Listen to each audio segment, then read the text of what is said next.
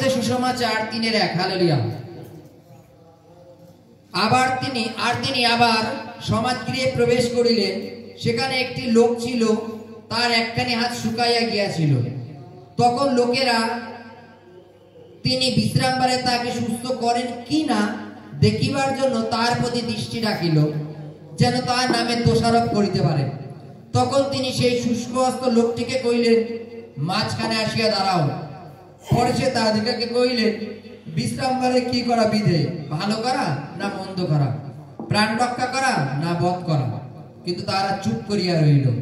তখন তিনি তাদের অন্তঃকরণ কাঠিন্য দুঃখিত হইয়া সক্রোধে চারিদিকে তার প্রতি দৃষ্টিপাত করিয়া সেই লোকটিকে কহিলেন, তোমার হাত বাড়াইয়া দাও। সে তা বাড়াইয়া দিল, আর তাহার হাত আগে যেমন ছিল তেমনি হইল।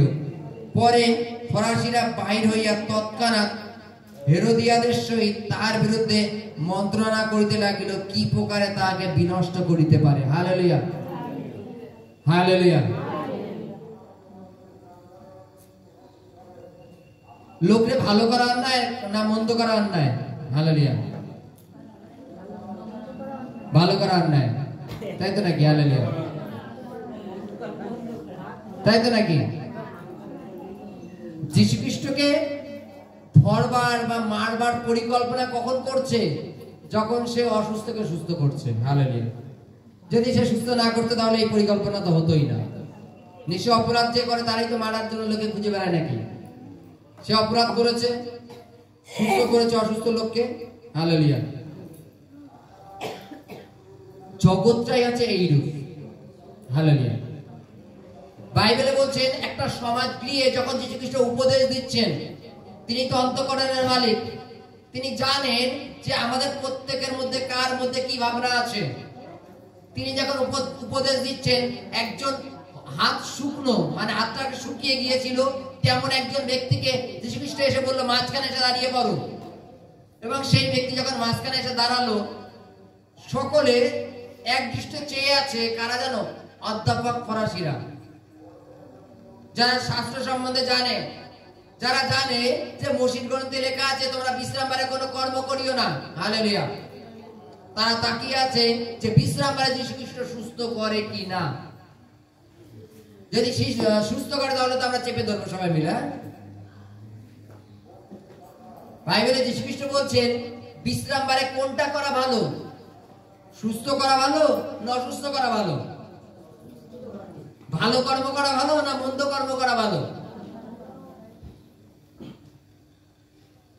কিছু লোক একটুখানি কথা বলে টেরা লোক, মানে বেকা লোক, তারা মনে মনে ভাবছে তুই যা বলিস আমি তোর ফাঁক আমি ধরবই, তুই সুস্থ কর, দেখতে হবে, দেখে নেব।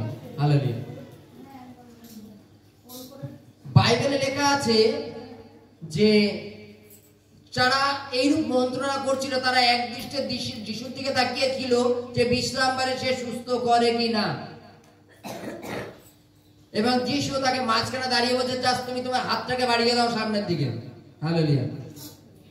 এবং সেই ব্যক্তি বিশ্বাস সহকারে হাতটাকে বাড়িয়ে দিয়েছিল। যীশু খ্রিস্ট যখন বলছে যে বিশ্রামবারে সুস্থ করা ভালো কি মন্দ, যে ব্যক্তি সুস্থতার জন্য সামনে দাঁড়িয়ে আছে সে একদম মাঝখানে দাঁড়ানো, একদিকে জনতা আর একদিকে যীশু খ্রিস্ট। আমি যদি বিশ্রামবারে সুস্থ হই, এই জনতা আমাকে উল্টো পাল্টা বলবে। হালেলুয়া। যীশু খ্রিস্টের কথা সে যখন মাঝখানে এসে দাঁড়ালো, সকলের দৃষ্টি তার দিকেই ছিল যে দেখিও সুস্থ হয় কিনা, আমরা দেখে নেব। যীশু খ্রিস্ট তাকে বিশ্বাস সহকারে বলছে তোমার হাতটাকে আগে বাড়িয়ে দাও। সে জনগণের কথা একবারও ভাবেনি যে কে আমার নিন্দা করলো মন্দ করলো। সে বিশ্বাস সহকারে হাতটাকে সামনে বাড়িয়ে দিয়েছে। আর বাইবেলে লেখা আছে তার হাত আগে যেমন ছিল ঠিক তেমনই হয়ে গেল। হালেলুয়া। আগে যেমন ছিল তার ঠিক তেমনই হয়ে গেল। কেন জানো? সে বিশ্বাস সহকারে হাত বাড়িয়ে দিয়েছিল। যদি আমি এদের কথা শুনি, জনগণের কথা শুনি, তাহলে আমার হাত যেমন পঙ্গু আছে এরকমই থাকবে। কিন্তু যীশু খ্রিস্ট যখন বলছে যে তোমার হাত বাড়িয়ে দাও, সে বিশ্বাস সহকারে বাড়িয়ে দিল এবং বাইবেলে লেখা আছে তার হাত সুস্থ হলো। Hallelujah, hallelujah. আজকে এই সুস্থতার পেছনে আমাদের কার দিকে দৃষ্টি দেওয়া উচিত? প্রভুর দিকে। হালেলুয়া। যদি আমরা তার দিকে দৃষ্টি রাখি, তার দিকে যদি ভরসা রাখি, তাহলে যদি আমরা হাত তার দিকে বাড়িয়ে দিই, তাহলে আমাদের হাত সুস্থ হবে।